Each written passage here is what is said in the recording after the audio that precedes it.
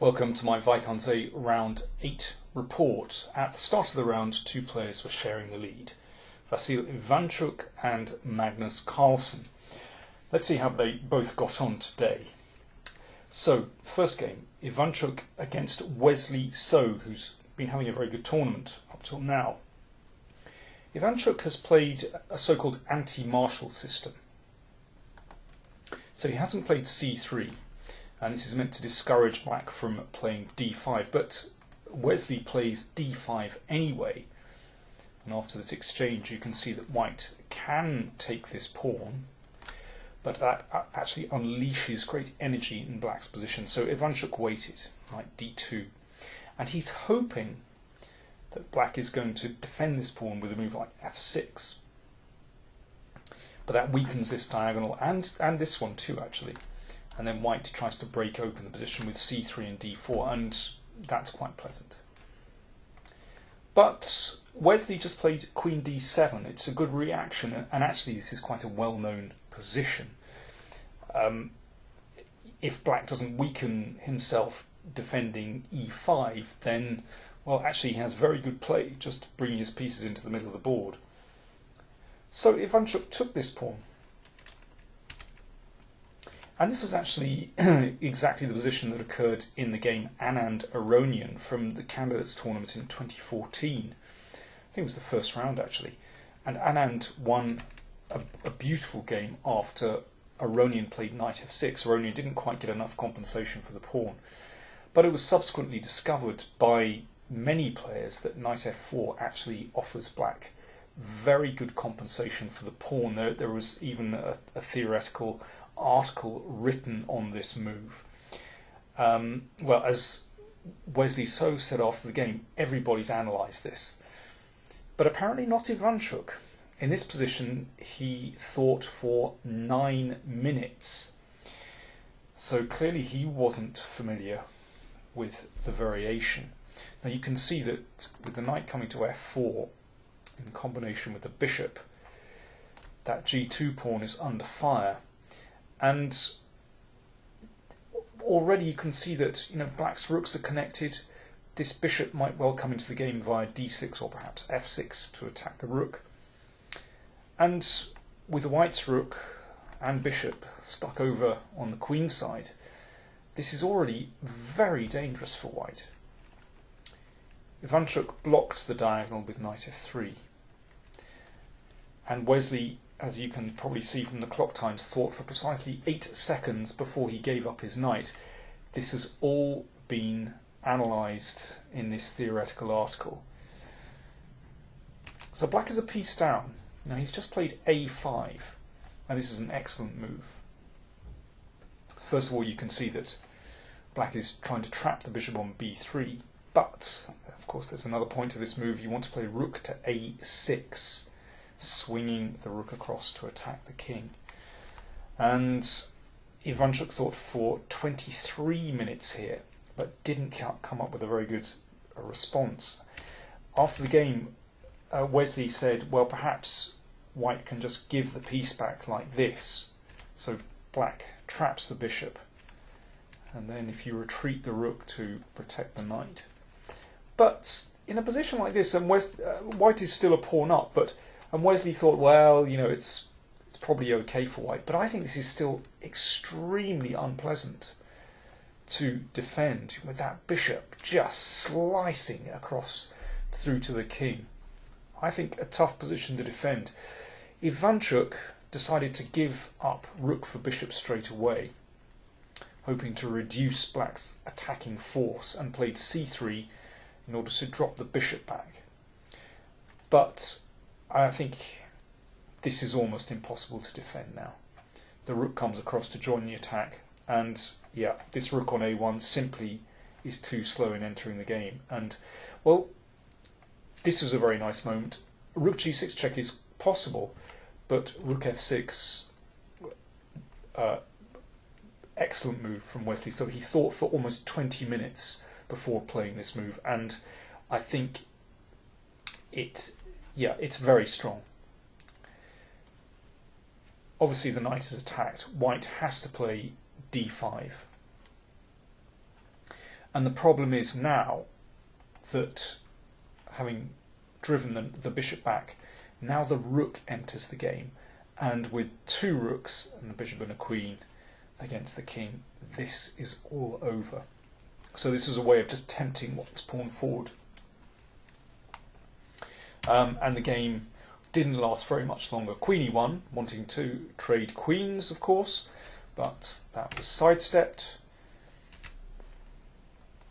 The knight was driven away, a check, and now the knight is attacked again. If the knight comes to c5, then queen d6 is check and hits the knight. So the knight came back, queen d5, now this terrible battery on the long diagonal. The queen defended, but after queen f3, Ivanchuk resigned. There is absolutely nothing that White can do in this position. For example, well, let me show you what the threat is. Let me make a random move. You can take here, and that's checkmate. And if bishop e3, this is a rather nice way to finish. Not very difficult, but there you go.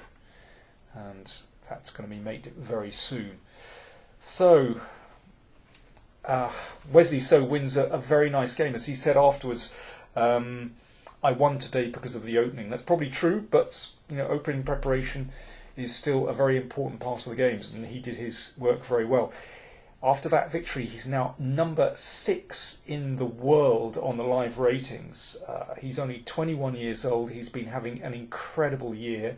He's switched federation. He's now representing the United States. He won the Millionaire Open in October in Las Vegas. He's now, of course, number 1 in the US. Hikaru, you better catch up. Yeah, he's having a great tournament. So, Wesley So on 5.5 out of 8. That put the pressure on Magnus Carlsen. Could he catch up? So he was on 5. Let's see how he got on in his game.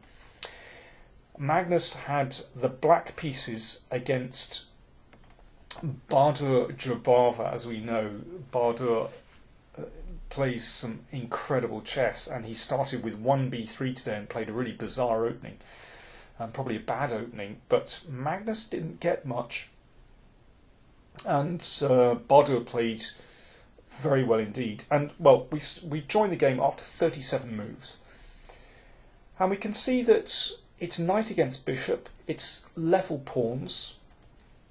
Okay, this queen is quite active, pinning the knight to the king. This pawn on h3 plays a huge factor in this position, of course. White has to be very careful. If this queen ever breaks through, then taking on h2 could be absolutely fatal. But what can black do here? If white just shuffles, then it's almost impossible for black to break through. Perhaps impossible if white plays correctly. But Bahadur, he's not very good at sitting still. He likes to play actively. And suddenly he had dreams of attacking black's king and perhaps surrounding this pawn. He advanced with f4. Well, already that weakens the e4 square. And Magnus thought, well, okay, I'll just wait and see what happens. So king h7, a useful move anyway. And now g4. He could still wait, but g4, and this really compromises white's position badly. Now, this pawn is weak, and well, after queen e7, this highlights a few problems in white's position. So this diagonal is open. The queen wants to come in here to attack this pawn, and then there's perhaps access into white's position. Suddenly the game has turned completely. Queen c1 by Jobava. Queen e4, attacking the f4 pawn. White would very much like to play king g3 to try and hold things together, but then bishop e2 is a winning move, threatening queen f3 check. And if king takes pawn, well, there's a very nice variation here. Just indulge me for a moment. Queen h3 check, the king goes up. Now, check again. If the king goes forward, then king g7 followed by For example, f6 checkmate. Well, the king's in a mating net. So the king comes back, and now a beautiful winning move. After this, white is in Zugzwang. That means that any move white makes compromises his position, and black will win. For example, if f5, then check, and well, it's going to be mate on h3.